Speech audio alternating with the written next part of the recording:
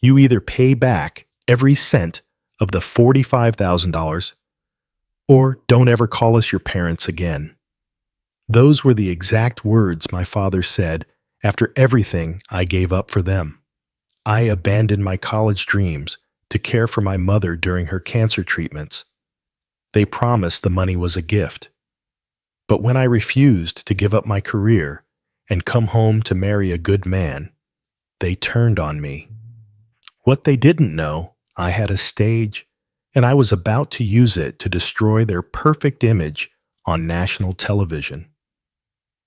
If you've ever been betrayed by the very people who were supposed to love you unconditionally, this story will hit home. Don't forget to like, comment, and subscribe. Your support keeps these real stories alive. My name is Isabel Monroe. I'm 29 years old, and I work as a television producer in Los Angeles. From the outside, I live a life that many might envy: big cameras, bright lights, exciting shoots with celebrities and creatives. But behind all that glitz was a journey built on sacrifice, manipulation, and betrayal from the people I once trusted most. I grew up in a small conservative town in Indiana. My parents, David and Patricia Monroe, were well-respected churchgoers. My father worked as an insurance broker, and my mother was a homemaker. They were the kind of couple people admired from afar, always showing up to church early, bringing casseroles to neighbors, giving advice on how to raise a godly daughter. Behind closed doors, though, they were strict, overbearing, and obsessed with image. Ever since I was a child, they tried to mold me into their ideal of a good girl. That meant no makeup, no dating, no talking back, and absolutely no ambitions outside the home. In their world, women were meant to marry well-raised children and support their husbands' dreams. But I wasn't wired that way. From a young age, I had an eye for storytelling. I would record fake radio shows on my dad's old cassette player and write scenes in my journals like they were scripts. I loved watching documentaries and award shows, not for the glitz, but because I was fascinated by the people who made the stories come to life behind the scenes. When I got accepted into UCLA's film and television program, I was over the moon. My parents were less than thrilled. LA will ruin you, my dad warned. Why can't you go to community college here and settle down with a nice boy, my mom added. Still, they begrudgingly agreed, mostly because I'd earned a prestigious pre-med scholarship they never expected me to get. I wasn't going into medicine like they wanted, but at least the money helped. I worked 2 part-time jobs and took night classes just to keep up. Life in LA was brutal, but I felt alive. For the first time in my life, I was building something that was mine. Then came the call that changed everything. My mom had cancer, stage 3 breast cancer. She tried to downplay it, but I knew the situation was serious. My dad sounded overwhelmed, scared even, and as much as I loved my new life, I couldn't bear the thought of not being there for her. So I dropped out. I packed my bags and went back home, trading sound stages and film sets for hospital waiting rooms and chemo appointments. I spent the next year caring for her, driving her to appointments, handling medications, cooking meals, and helping around the house. It was the hardest thing I'd ever done, and the most thankless. My parents never said thank you, not once. In fact, my dad would occasionally grumble about me wasting time when I should be finding a husband. But I told myself it didn't matter. She was getting better, and that was all I cared about. Eventually, my mom went into remission. And just like that, they expected me to go back to my old life as if nothing had ever happened. But my old life was gone. I had no apartment, no school enrollment, no job lined up. So I started from scratch. I moved back to LA with nothing but a suitcase, some secondhand equipment, and a lot of determination. I took any freelance gig I could get, editing local commercials, running sound for independent shoots, even filming weddings. Slowly, painfully, I began to rebuild. It took nearly 4 years, but I finally found my footing in the industry. I landed a producer job at a mid-tier production house and then moved on to bigger projects with national networks. I even started developing my own independent docuseries about women overcoming family-based trauma. But as I was getting ready to launch my first self-funded pilot, I ran into a huge financial setback. A key investor pulled out. Suddenly, I was $45,000 short of keeping the project alive. Swallowing my pride, I called my parents. I explained the situation. I told them how important this project was to me, not just professionally, but personally. And to my surprise, they offered to help. "We'll lend you the money," my dad said, "because we believe in family." I was so stunned, I cried. They wired the money to my account the next day. My mom even said, "This is not a loan, it's a gift. You've done so much for us." And for a moment, I thought maybe we had finally turned a corner. But as I would soon learn, in my family, generosity always came with strings attached. I just hadn't seen how tight those strings were wrapped until they started to choke me. At first, after they sent the money, things seemed okay. My parents even started calling more often, checking in on the project, asking about the production process. But little by little, their tone began to change. It started subtly. My mom would drop comments like, "You know it's not too late to move back home and settle down. We still go to church with that nice Carson boy." Or my dad would say, "That Hollywood life can't be good for a woman your age. Izzy, what's your plan? You think that project of yours is going to put food on the table forever?" I tried to laugh it off to redirect the conversation, but their suggestions became more and more pointed. They didn't just want to support me, they wanted control. One evening, I got a call from my father. "We've been thinking. That $45,000, it wasn't just some handout. We expect it back." I was stunned. "Wait, what?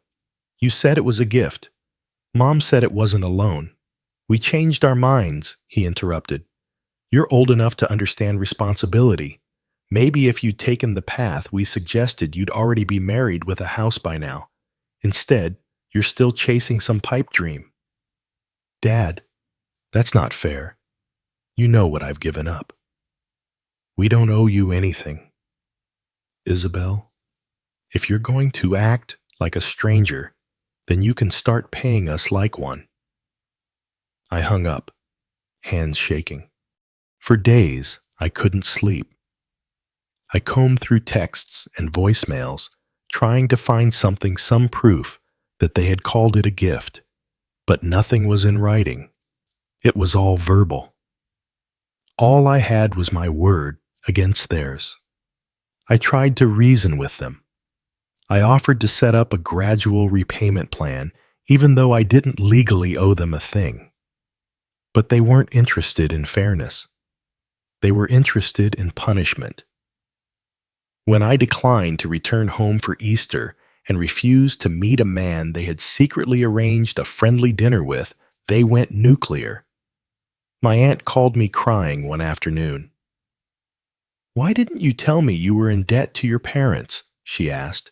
"They said you begged them for money and promised to pay them back." "They're heartbroken, Izzy, heartbroken. They were the ones calling me a thief to our entire family. Suddenly, cousins stopped replying to my messages. My godmother unfriended me on Facebook. The same people who'd once praised me for being so brave when I dropped everything to take care of Mom were now treating me like some selfish, money-hungry fraud. But the worst blow came in the form of an email from my dad. It was short, cold. Pay us back in full by the end of the month, or stay gone. We mean it. That line hit me like a slap. Stay gone. Like I was disposable. Like I was never part of them to begin with. I sat in my apartment and sobbed like a child. I looked around at my worn-out couch, my hand-me-down dishes, the stacks of hard drives holding years of my work, and felt so utterly alone. But the anger didn't fully set in until I started digging through old files. I remembered something about the original scholarship I had received for UCLA. It was a state-sponsored healthcare award, technically a pre-med program, but with flexible allocation, as long as academic performance was maintained. I remembered signing the application, but never seeing the disbursement details. At the time, I was just 18 and trusted my parents completely. But now, something didn't sit right. After hours of sifting through my backup emails and student financial portal archives, I found it. The scholarship, $50,000 in total, had been disbursed directly to a joint account in my parents' name, and less than $15,000 had ever been used for tuition. The rest had been transferred out within weeks. I felt sick.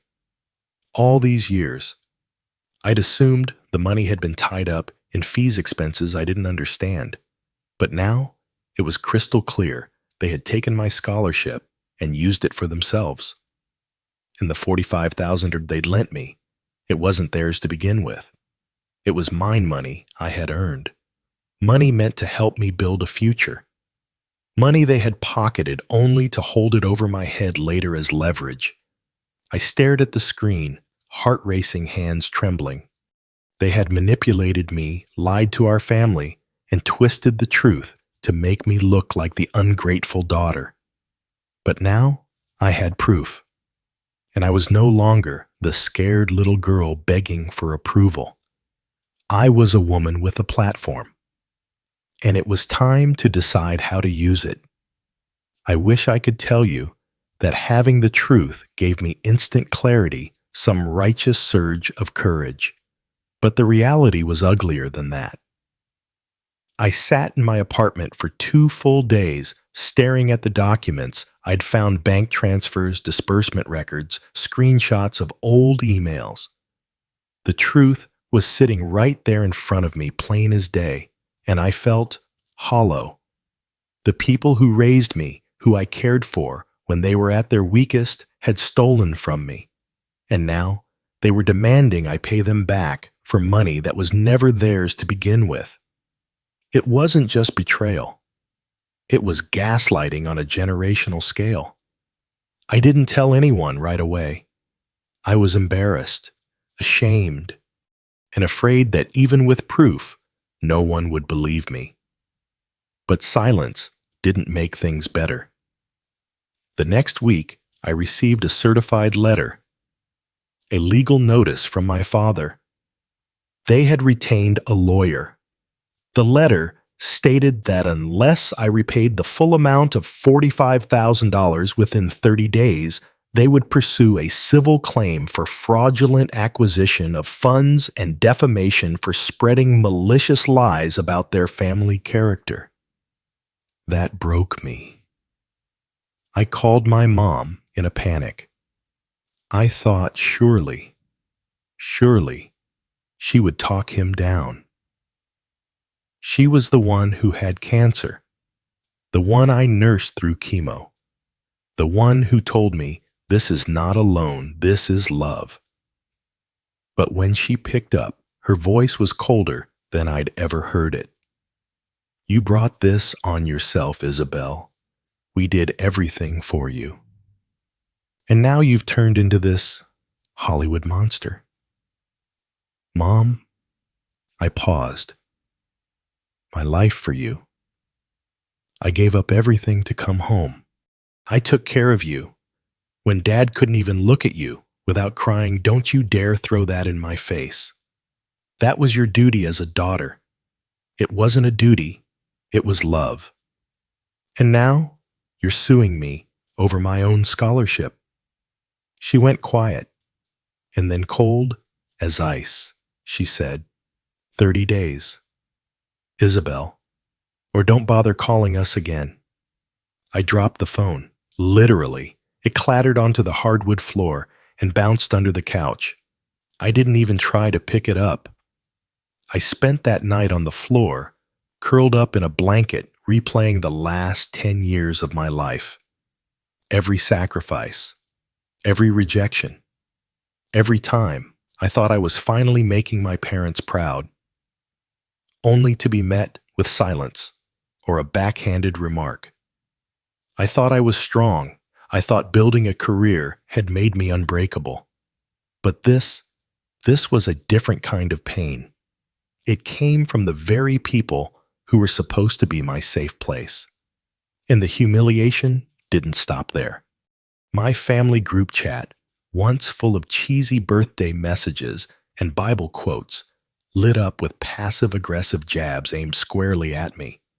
My cousin Leah posted, "Some people forget where they come from the moment they get a little fame," not naming names. An aunt chimed in with, "When you dishonor your parents, don't be surprised when blessings dry up. God sees all." I wanted to scream. No one, not a single person, asked me for my side of the story. I tried reaching out to my godmother, the one who used to send me care packages in college.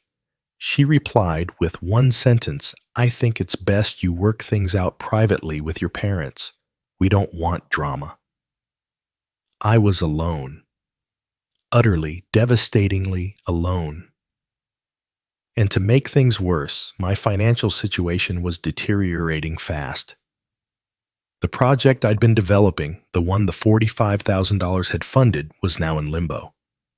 One of my collaborators pulled out scared by the family legal situation. My name was now associated with conflict. I started selling personal items, equipment, designer bags I'd saved up for over years. Even a rare lens I swore I'd never part with. It still wasn't enough. I looked into legal counsel, but the retainers were steep, and even though I had evidence, the scholarship technically belonged to the student and their custodial guardians under state law since I was a minor when it was filed. The loopholes gave my parents just enough leverage to make the lawsuit stick, at least enough to drag me through months of court and legal fees I couldn't afford. I was backed into a corner. My dream was slipping through my fingers. My reputation was stained, and the people who should have been my greatest supporters were out for blood. That's when something inside me cracked, not with weakness, but with clarity. I was done begging for grace. Done trying to protect their image. Done sacrificing my peace for people who fed on my guilt. They wanted a war, fine. But they were going to learn one thing the hard way: I tell stories for a living. And no one knows how to expose the truth better than a woman who spent her entire life being silenced. It wasn't just about the money anymore. It was about the years they'd stolen, the shame they weaponized, the dignity they stripped away every time they called me a disappointment. I went through my journals. Yes, I keep them pages filled with desperate hopes letters. I never sent prayers scribbled at 2 a.m. during Mom's chemo. I read words I had written at 21, like I just want them to see I'm worth something. I held that page in my hands, tears dripping onto the ink. That girl. She deserved better. One night, my landlord taped a notice to my door rent was late. I had just sold my favorite lighting kit on eBay for a fraction of its value, hoping it would buy me a few more weeks of breathing room. Everything I had built, my independence, my work, my identity, was crumbling. I remember sitting on the floor, legs pulled to my chest, watching a tiny cockroach crawl across the windowsill. And I thought, this is it. They finally broke me. And maybe for a moment they had. But rock bottom has a strange way of clarifying what actually matters. A week later, I got an invitation, an email from the associate producer of a national daytime talk show. They had caught wind of a viral clip I'd worked on months ago, a segment highlighting caregivers who put their lives on hold for sick family members. It had quietly gained traction on TikTok. She wrote, "We're planning a week-long feature on unsung family heroes. Would you be open to sharing your story on air? We'd love to bring your parents on as a surprise thank you moment." My hands froze over the keyboard. They wanted to bring my parents on. I nearly closed the email right then and there. But then something shifted in my gut. What if this wasn't just coincidence? What if this was the moment I didn't reply right away? I took 2 days, sat with it, ran every angle through my mind. Was it manipulative? Maybe, but they were already manipulating the truth. They had dragged my name through the mud, made me a pariah in my own family, stolen what was mine and turned me into the villain. This wasn't revenge. This was restoration. So I said yes. I pitched the producers a compelling angle. Daughter sacrifices career for sick mother, loses everything but rises again. They ate it up. I offered to fly my parents out, said I wanted to honor them publicly. I knew exactly how to phrase it, so it sounded sweet, humble, even a little self-deprecating. I knew the script they wanted. I also knew how to twist it. My parents unsurprisingly agreed without hesitation. National television recognition cameras. That was their kryptonite. They wanted the world to see them as martyrs. Good. Let the world look. The week before the taping, I prepped everything. I organized my files, cleaned up the digital receipts, contacted a lawyer, not for a lawsuit, but for protection. I sent over a cease and desist draft, preemptively blocking any post-show defamation. This wasn't about rage anymore. It was about truth control. The day of the show, I stood backstage in full makeup, wearing a sleek red blazer and gold hoops. Confident, radiant. Not because I wasn't terrified, I was shaking inside, but I had one weapon they didn't. The truth. I watched them walk into the green room all smiles. My mom had curled her hair. My dad wore his best suit. They didn't know they were walking into a reckoning. The producer came over, smiling, clipboard in hand. "You ready?" "We'll start with a soft intro. Just be real. Be you." I nodded. The lights dimmed. The opening music played. The host leaned into her mic and said, "Up next, a daughter's sacrifice, a family's bond, and a truth that will leave you speechless." And I knew there was no going back. The stage lights hit me like a wall of heat as I stepped out to applause. I smiled, not the fake TV host kind, but a smile that came from years of holding things in. a smile that knew the truth was finally about to breathe. The host welcomed me warmly. Her tone was soft, compassionate, filled with admiration. Today we're talking to Isabel Carter, a young woman who gave up everything to care for her sick mother, then rose from the ashes to build a thriving career in television. Isabel, welcome. I nodded composed. Thank you. I'm honored to be here. We talked for a few minutes about my early career, about caregiving, about sacrifice. I painted the picture carefully, not for sympathy, but for context. And then came the transition. Now, Isabel, we've invited two very special guests here today. The people who raised you, who supported you through it all. Your parents. Please welcome Thomas and Elaine Carter. The crowd applauded as they walked on stage smiling like local celebrities at a church revival. My mom actually waved. They sat beside me, all three of us lined up beneath the studio lights. The host leaned forward. Tell us what this moment means to you, Isabel.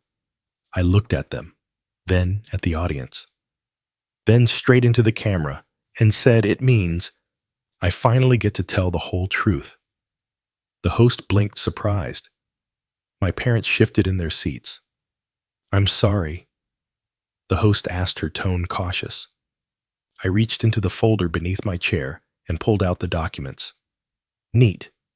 Labeled bulletproof. These, I said, holding them up, are bank records, scholarship fund disbursements, and email correspondence, showing that the $45,000 my parents claim they gave me was actually my own scholarship money awarded to me in high school, but deposited into their account when I was 17. The audience gasped. My mother's face paled. I continued. They told me it was a gift when I needed help with my business, then turned around and threatened legal action when I wouldn't abandon my career to marry someone they approved of, all while knowing that money was mine from the start. My dad stood up. This isn't what we agreed to. No, Dad, I cut in calmly. You didn't agree to be exposed. That's different. The host was frozen, unsure what to say. I turned to her directly. I was asked to come here to celebrate family, to honor sacrifice. And I am. Because I sacrificed my 20s, my mental health, and my career to care for the woman beside me. And when I tried to rebuild my life, they tried to tear it down. I'm not saying this to destroy anyone. I'm saying it because people need to know that emotional abuse doesn't always look like bruises. Sometimes it looks like guilt trips and fake generosity and silence when you scream for help. The crowd was dead silent, not out of boredom, but reverence. The host turned to my parents. Mr. and Mrs. Carter, do you have a response? My mom stammered. My dad looked ready to explode. She's twisting things. She's always been dramatic. We raised her. We sacrificed for her. That money was part of a family fund. I held up the email. Then why did this email from your lawyer call it a loan and threaten to sue me unless I repaid it in 30 days? My dad's mouth opened, then shut. The audience turned. The mood shifted. And just like that, the tide broke. Viewers started clapping. A few even stood up.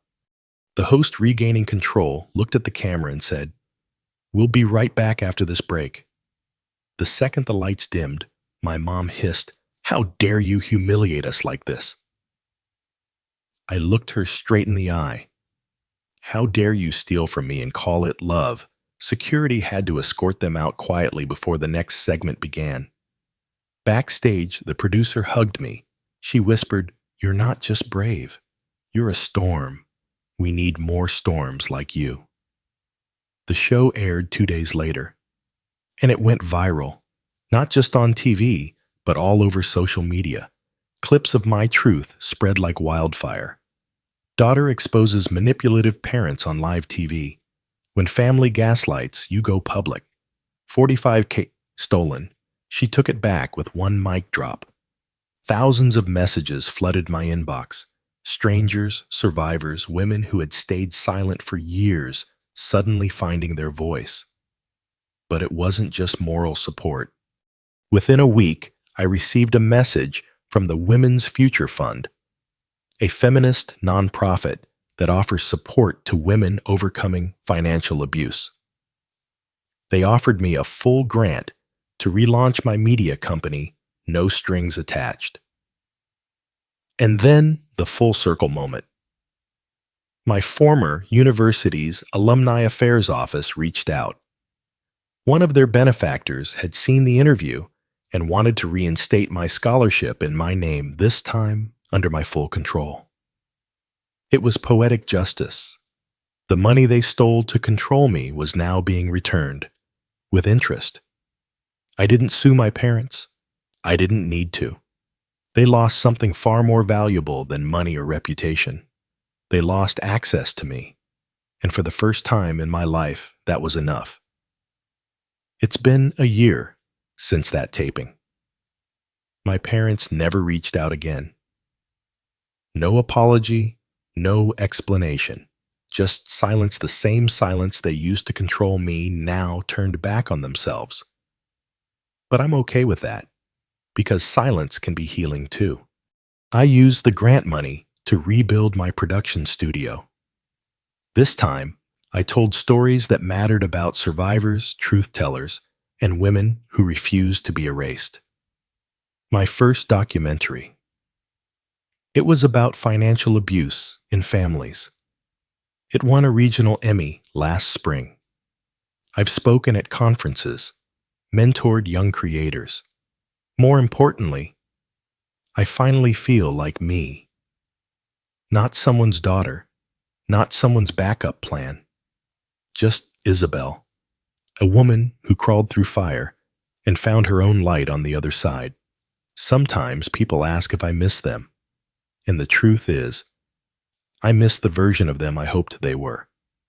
Not who they truly turned out to be, but that too is part of healing, letting go of the illusion and choosing yourself. I still keep that old journal. The page where 21-year-old me wrote, "I just want them to see I'm worth something." Now, I write beneath it, "I always was." And if I could say one thing to anyone listening, it's this: family can be where we hurt the most, but sometimes that hurt becomes the very fire that shapes who we're meant to become.